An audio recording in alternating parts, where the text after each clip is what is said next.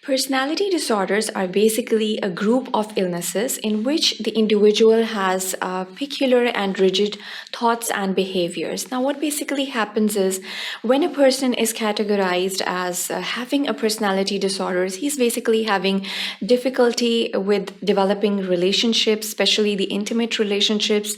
He's not able to cope up with the stresses of life, or even the daily routines of his life are affected due to these personality disorders. So, whenever you're categorizing or diagnosing someone with personality disorders, one should be quite peculiar while diagnosis, because once it is labeled, the person is basically having difficulties in its thoughts and behaviors. Those rigid thoughts, whether it can be the paranoid, schizoid, or either the obsessive compulsive thoughts that he's having, can be basically making difficulties for his daily routines or even the work stresses in his life. So one should be very careful while you're diagnosing someone with having a personality disorder. There's quite an intimate line between the normal and the abnormal behaviors. So diagnosing these people is again very important. The initial assessment of these people is again very important. There are a lot of methods devised for this purpose. It can be ranging from the questionnaires to the counseling sessions, or even the CBTs, that is the cognitive behavioral therapies. During these therapies, you can assess whether the person is suffering from a particular kind of a personality disorder or not. What basically happens over here after this diagnosis, basically people who are suffering from personality disorders, they are more prone to developing the other psychiatric illnesses as well. So it's the significance of diagnosing personality disorders. So basically what we do about is classify these individuals into three clusters, the major clusters, that is the cluster A, B, and C. It's for our own significance. Being a psychiatrist, being a practicing psychiatrist, one should know that if a person is belonging to this particular kind of a cluster, he is going to have predominantly those particular thoughts or behaviors in that manner. So this is quite helpful, and this is quite significant over here, that we divide these individuals to be belonging to these particular clusters. So this is what we're going to do in this section.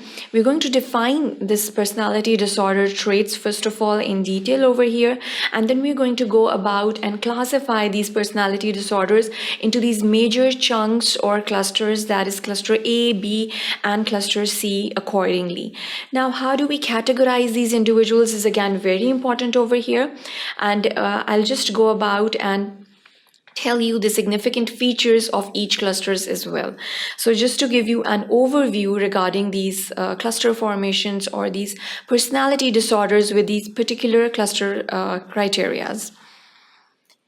So the personality disorders, how we go about and define them: the maladaptive pattern of behavior, modes of thinking and relating to oneself, environment, and other people result in the impairment of social functioning for the individuals and others affected by these people. So this is again very important that you go about and see this maladaptive pattern again over here, because the personality disorder is not quite a characteristic psychotic pattern that we're going to follow in these people.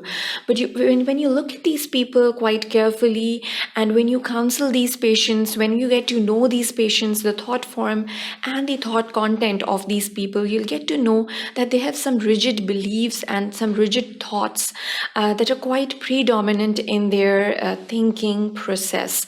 So this is the highlight over here, and this thinking process is going to manifest itself in the personality or in the overall behavior of that individual as well. So the classification, how do we go about and classify these personality disorders, is again very important. How do we do it? It's the F60 specific personality disorders classification. The paranoid includes the serious categories such as the sensitive correlate personalities. So usually these people will have these particular conflicts with people around them or with people surrounding them with whom they have their intimate relationships even. They're going to have those conflictual personalities constantly. The schizoid not the same as schizotypal disorders related to schizophrenias, and the dissocial, the more related term is the antisocial psychopaths or the sociopaths. So what is the predominant behavior over here? The person is going to have that antisocial behavior quite predominantly seen in these individuals. So this is going to specify their antisocial psychopathic or sociopathic behavior, which is quite predominant over here. Emotionally, these individuals are quite unstable, either impulsive or they have a borderline type personality, which is quite predominantly seen in these individuals.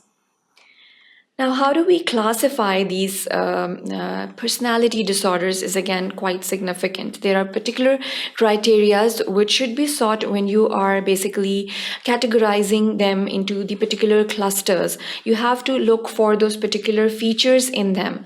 Histrionic behavior is basically quite hysterical behavior in which the person basically gets quite aggressive in their behavior, more or less. And anankastic is basically the obsessive behavior is known as the anankastic behavior.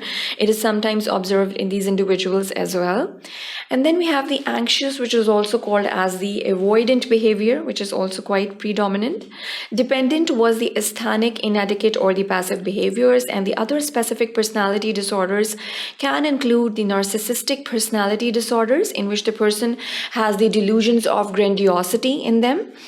The F61 mixed or the other personality disorders are also included over here.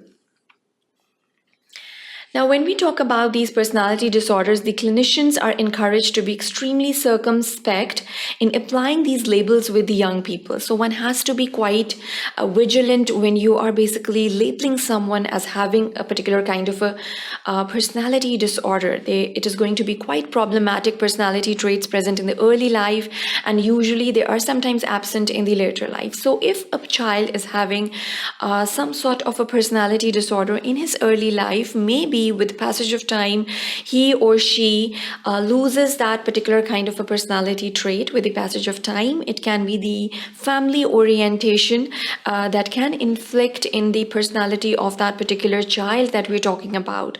During the adolescence, the children usually go through a lot of conflicts, but when they grow up or when they pass through that adolescent phase, usually that particular kind of trait is not present in their personality. So labeling is not the correct way. One should be quite sure that the person is basically suffering from this particular kind of a personality disorder or not. In early years, the behavior needs to be present for at least 1 year.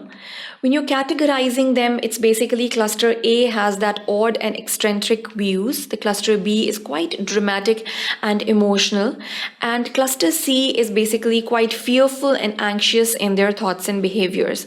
So these are the particular kind of behaviors that we'll be talking about. An individual warranting a diagnosis of a particular personality trait will exhibit the traits of a diagnosis within the same cluster.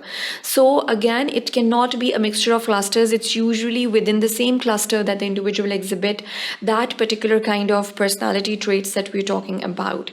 So in this section, basically, we summarized the major categories of the personality traits or the personality disorders and basically gave you an overview regarding these clusters. So that is the end of this section. Thank you for watching sqadia.com.